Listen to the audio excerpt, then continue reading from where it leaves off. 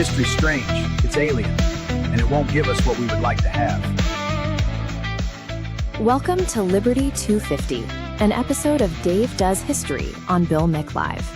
Today we have an unaired episode that covers the rest of the story of Lord Dunmore, the last royal governor of Virginia. In June 1775, the political pressure in Virginia reached a breaking point. Lord Dunmore, the colony's fourth Earl and royal governor, was forced to flee the colonial capital of Williamsburg and take refuge aboard a British warship anchored in the York River. Stuck on the water and desperate to bolster his ranks, Dunmore issued a deeply controversial proclamation in November. He declared martial law and offered freedom to any indentured servants and enslaved people owned by rebels, provided they agreed to bear arms for the British. This decree struck at the core of Virginia's plantation economy. Hundreds of enslaved men answered the call, forming what became known as the Ethiopian Regiment. This mobilization immediately terrified the planter elite, who feared a widespread armed uprising across their estates.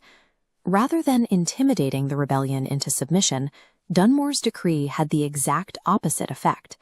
By threatening the institution of slavery, he managed to permanently unite Virginia's previously fractured political class against him.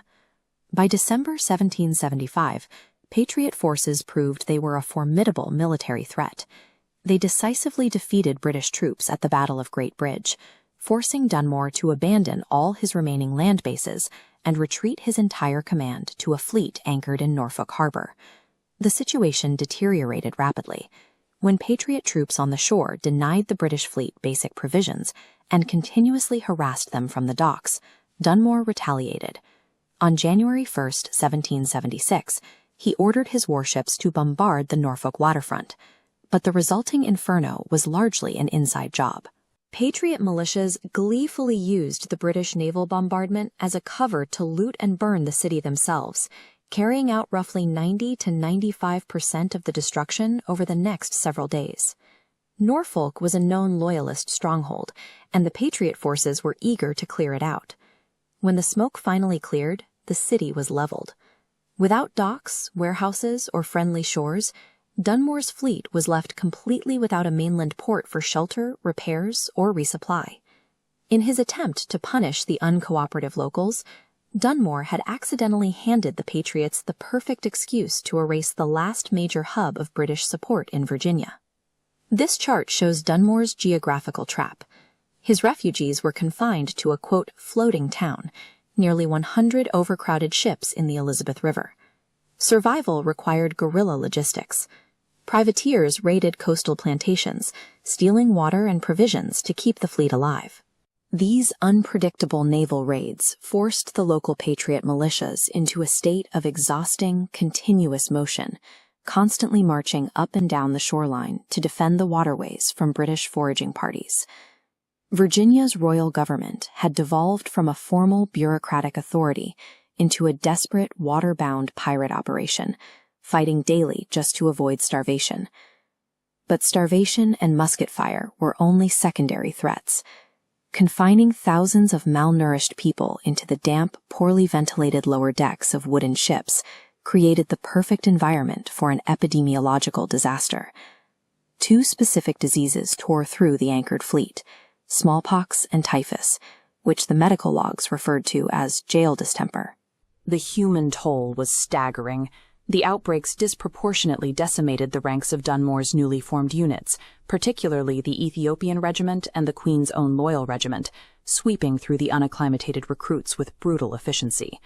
The conditions on board became so horrific that historical accounts report dead bodies being thrown overboard every single night, only to be eaten by sharks drawn to the sheer volume of casualties. Microscopic disease achieved what the Patriot militias could not. It hollowed out Dunmore's Loyalist army from within, turning his naval refuge into a floating death trap. Hoping to find a secure base to recover and await reinforcements, Dunmore made a desperate play in late May 1776. He sailed his disease-ridden fleet to Gwynn's Island in the Chesapeake Bay, where his men constructed an earthwork defense they named Fort Hammond. The Patriots did not wait for the British to recover. General Andrew Lewis quickly assembled Virginia militia and Continental forces on the mainland at Cricket Hill, directly opposite the island, and began constructing their own artillery batteries. The climax came on the morning of July 9th. Patriot 18-pounder cannons, heavy artillery capable of firing solid iron balls, opened fire on Dunmore's flagship at point-blank range. The bombardment immediately caused chaos on the British decks. A splinter from a cannonball strike wounded Lord Dunmore in the leg, and the battered fleet was forced to frantically tow their ships out of firing range to survive.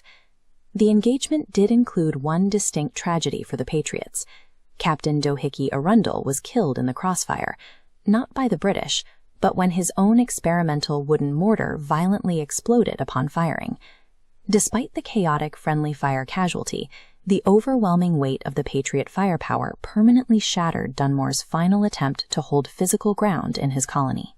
Dunmore's failure to maintain a coastal fort in Virginia mirrors another major British naval defeat happening at the exact same time further south, the Battle of Sullivan's Island in South Carolina. This diagram illustrates the difference in defense. Instead of rigid dirt earthworks that cracked and crumbled under heavy fire, the unfinished South Carolina fort was uniquely constructed of spongy palmetto logs. These soft logs actually absorbed the momentum of the incoming British cannonballs, allowing the Patriots to easily repel the massive naval assault. Together, these two coastal defeats highlight a critical reality of 1776. Despite possessing overwhelming naval superiority, the British military was completely failing to secure a reliable foothold anywhere in the southern colonies. Back at Gwynn's Island, Patriot forces crossed over the day after the bombardment to survey the damage. They found a hastily abandoned camp, littered with unburied corpses and dying Loyalists left behind in the retreat. Running out of options, Dunmore made a brief attempt to land in Maryland at St. George's Island, but was quickly repulsed by local militia. Defeated and out of supplies, he permanently departed the Chesapeake Bay in August 1776. This final flight from the Chesapeake was the definitive, messy, and permanent end of British royal rule in Virginia. Dunmore's chaotic campaign had collapsed, leaving the colony entirely in Patriot hands. Check out more stories from history at davedoeshistory.org.